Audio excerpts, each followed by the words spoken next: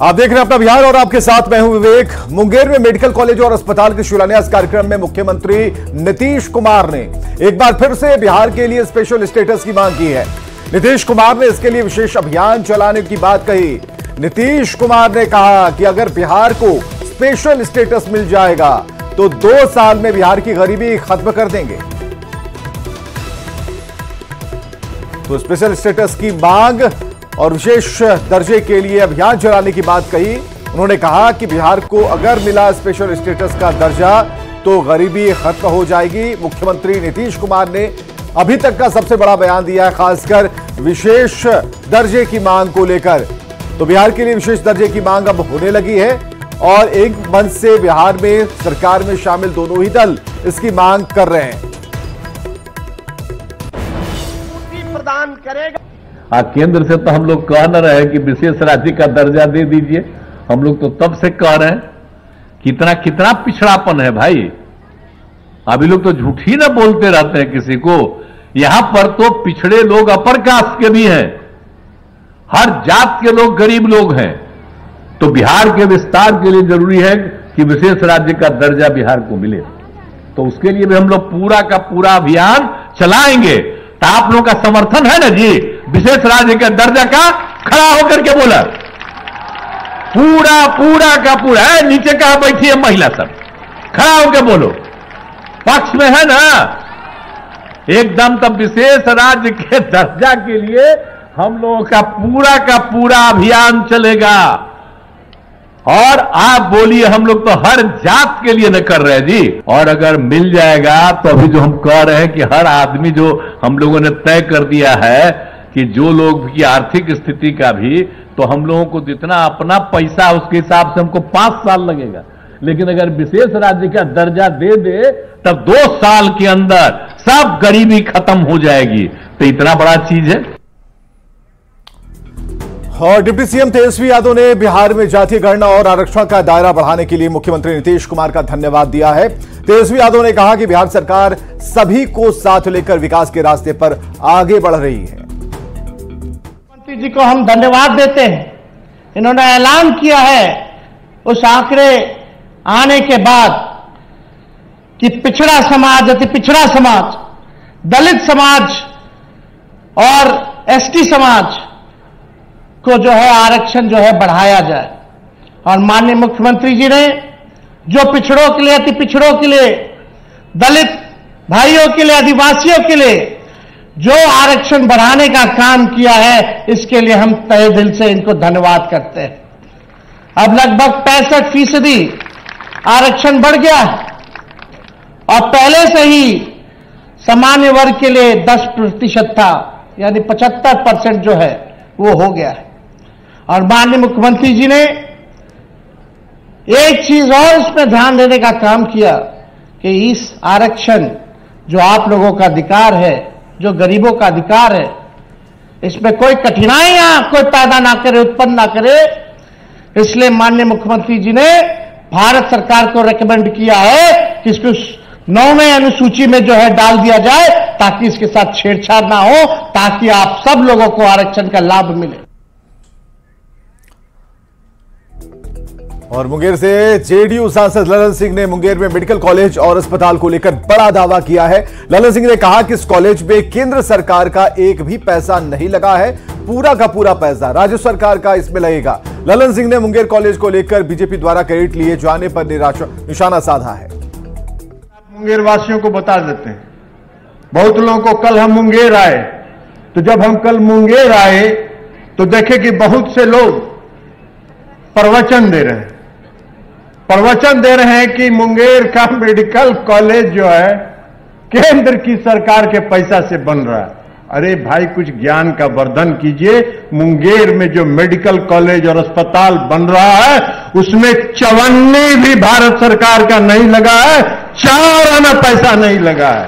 राज्य सरकार ने और महागठबंधन की सरकार ने अपने संसाधन के बल पर, अपने बलबूते पर यहां मेडिकल कॉलेज और अस्पताल बनवाने का काम किया है। तो इसलिए उन लोगों को थोड़ा ज्ञान वर्धन करना चाहिए। हालांकि आए थे 29 जून को भारत सरकार के एक बहुत भारी मंत्री आए थे, और बहुत भारी मंत्री आए थे लखीसराय में, और वहां भाषण दे रहे थे, कह रहे थे कि मुंगेर में मेडिकल कॉलेज दिया कि नहीं दिया, नल का जल बनवाया कि नहीं बनवाया बिहार में। ताली बजाओ भाई, ताली भी तो नहीं बजा रहे हो। और ऐसा मांग करके ताली बजवाने वाला केंद्र की सरकार का हम मंत्री देखे नहीं, और बहुत भारी भरकम है। लेकिन खैर उस सब बात को छोड़िए, आज कोई राजनीति की बात करने की जरूरत नहीं है। लेकिन चूंकि कल हम आए, और हम आए तो हमने देखा कि अखबार में कुछ लोग बयान दिए, और बयान दिए हैं कि केंद्र की सरकार ने और मोदी जी की सरकार ने मुंगेर में मेडिकल कॉलेज का निर्माण कराया। इसलिए हमने साफ कर दिया कि चवन्नी भी 4 आना भी उनका नहीं लगा है। ये साफ साफ है राज्य सरकार का, और राज्य सरकार के संसाधनों के बल पर बन रहा है।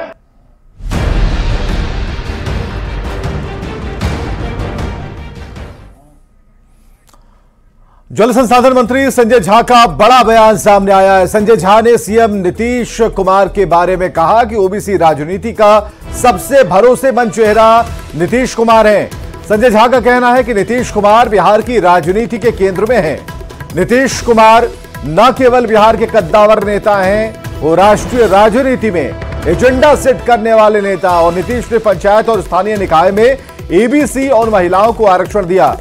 बिहार में आरक्षण का कोटा 65% किया, और साथ ही वो केंद्र से आरक्षण को 9वीं अनुसूची में डालने की मांग कर रहे हैं। महिला और दलित पर नीतीश के विवादित बयान के बाद बीजेपी उनके रिटायरमेंट की बात कह रही है, और ऐसे में संजय झा का यह अहम बयान सामने आया है। संजय झा ने इन आरोपों का भी खंडन किया कि जेडीयू आरजेडी की बी टीम बनकर रह गई है। संजय झा ने कहा कि नीतीश किसी भी अलायंस में बी टीम बनकर नहीं रहे, चाहे वो एनडीए हो या फिर कोई और गठबंधन।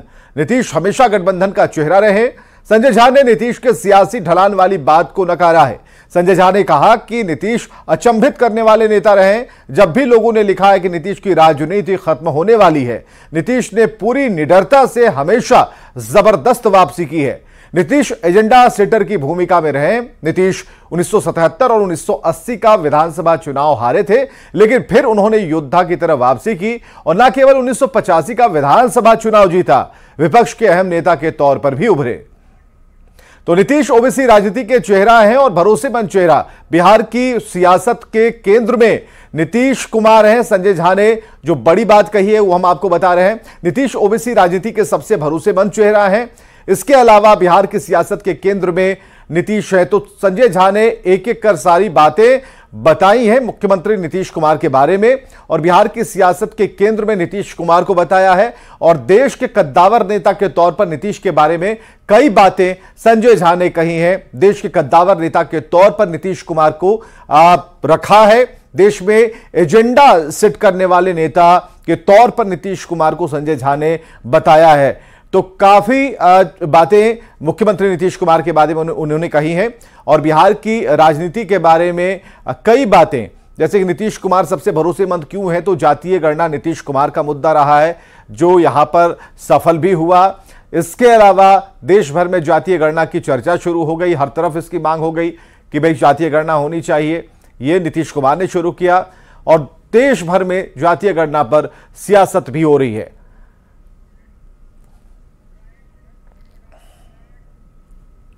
तो क्या जेडीयू ये बताने की कोशिश कर रहा है कि नीतीश कुमार ओबीसी के सबसे बड़े चेहरे हैं? नीतीश ओबीसी राजनीति के सबसे भरोसेमंद चेहरा हैं, और इस मामले पर वो कांग्रेस की अगुवाई पर कोई समझौता नहीं कर सकते। तो संजय झा का सोशल मीडिया एक्स पर एक पोस्ट आया जिसमें उन्होंने बिहार को विशेष राज्य का दर्जा देने की मांग की है। संजय झा ने लिखा है कि सीएम नीतीश कुमार के नेतृत्व में 24 नवंबर 2005 से शुरू हुई यात्रा ने अनेक नए कीर्तिमान गढ़े हैं, कीर्तिमान स्थापित किए हैं। देश नीतीश मॉडल का अनुसरण करना चाह रहा है। सीमित संसाधनों के बावजूद बिहार ने हर क्षेत्र में तरक्की की नई उड़ान भरी। वक्त आ गया है बिहार को उसका वाजिब हक मिले, बिहार को विशेष राज्य का दर्जा दिया जाए। और मंत्री विजय चौधरी ने समर्थन किया है संजय झा के बयान का। संजय झा का बयान पूरी तरह से सही है। विजय चौधरी ने कहा, अति पिछड़ों की पहचान नीतीश कुमार ने ही दी, अति पिछड़ों को सामाजिक आकार नीतीश कुमार ने दिया, इसलिए नीतीश कुमार सबसे बड़े चेहरे हैं।